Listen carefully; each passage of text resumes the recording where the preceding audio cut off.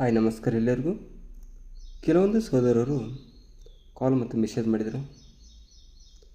Sir, notification ಆಯಿತು, exam date ಕೂಡ fix ಆಗಿದೆ, KA ಇಲಾಖೆದವರಿಗೆ ಎಕ್ಸಾಮ್ ನೀಡಿದ್ದಾರೆ.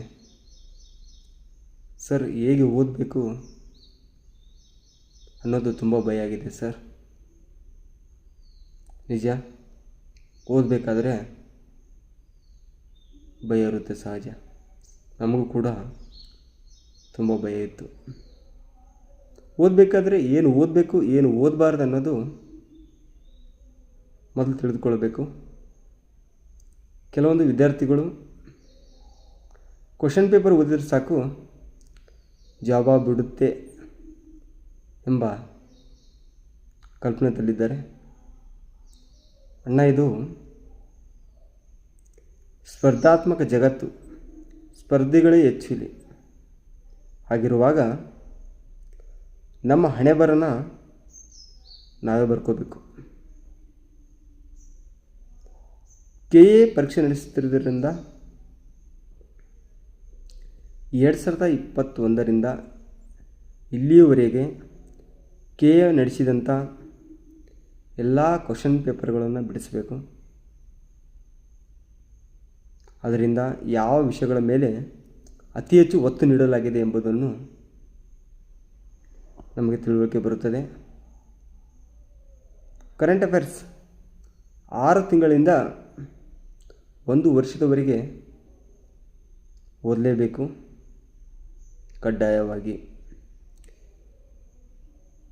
ಪ್ರಸ್ತುತ ಕ್ವಶನ್ ಪೇಪರ್ ನೋಡಬೇಕಾದ್ರೆ ಕರೆಂಟ್ ಅಫೇರ್ಸ್ ಲಿಂಕ್ GK ಇರ್ತವೆ. ಸಂಪೂರ್ಣವಾಗಿ ಅರ್ಥ ಮಾಡಿಕೊಂಡು ಓದಿ.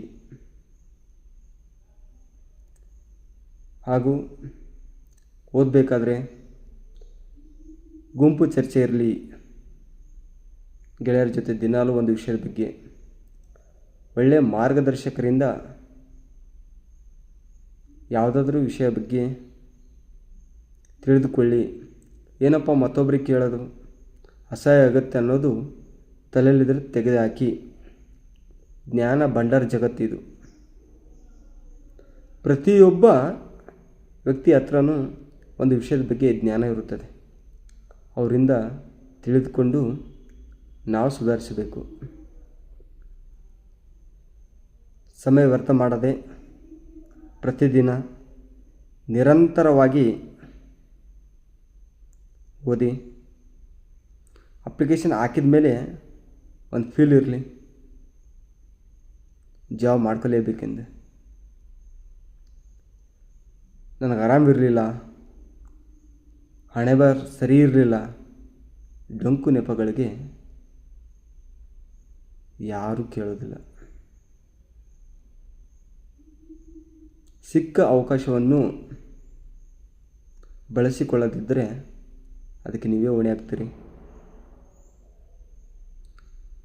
ಲಕ್ಷಾಂತರ ವಿದ್ಯಾರ್ಥಿಗಳು ಅಪ್ಲಿಕೇಶನ್ ಹಾಕಿದರೂ ನಿಮಗೂ ಬೇಕಾಗಿರೋದು ಒಂದು ಹುದ್ದೆ.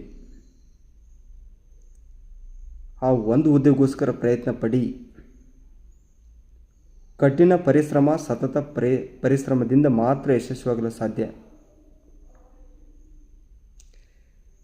ನೆಗೆಟಿವ್ ವ್ಯಕ್ತಿಗಳಿಂದ, ನೆಗೆಟಿವ್ ಸ್ಥಳಗಳಿಂದ, ನೆಗೆಟಿವ್ ವಾತಾವರಣದಿಂದ ದೂರವಿರಿ. ನಿಮಗೋಸ್ಕರ ನಿಮ್ಮ ತಂದೆ ತಾಯಿ, ಅಕ್ಕ ತಂಗಿ, ಅಣ್ಣ ತಮ್ಮ ಕಾಯ್ತಿರ್ತಾರೆ. ನಮ್ಮ ಅಣ್ಣ, ನಮ್ಮ ತಮ್ಮ ಧಾರವಾಡ ಇಲ್ಲ ಬಿಜಾಪುರಕ್ಕೆ ಹೋಗಿದ್ದೇನೆ ಓದೋಕ್ಕೆ, ಯಾವುದಾದ್ರೂ ಹುದ್ದೆ ಪಡೆದುಕೊಂಡು ಬರ್ತೇನೆ ಅಂತ ಕನಸು ಹೊತ್ತಿರ್ತಾರೆ ಮನೆಯಲ್ಲಿ. ನೀವು ಒಂದು ಹುದ್ದೆ ಪಡೆದುಕೊಂಡ್ರೆ ನಿನಗೂ ಒಂದು ಗೌರವ ಇರುತ್ತೆ. ಊರಲ್ಲಿ ನಿನ್ನ ಮನೆತನದು ಒಂದು ಗೌರವ ಇರುತ್ತೆ. ಇನ್ನೂ ಹಲವಾರು ಹುದ್ದೆಗಳು ನೋಟಿಫಿಕೇಷನ್ ಆಗ್ತವೆ. ಎಲ್ಲರೂ ಚೆನ್ನಾಗಿ ಓದಿ. All the best. ಒಳ್ಳೆಯದಾಗಲಿ.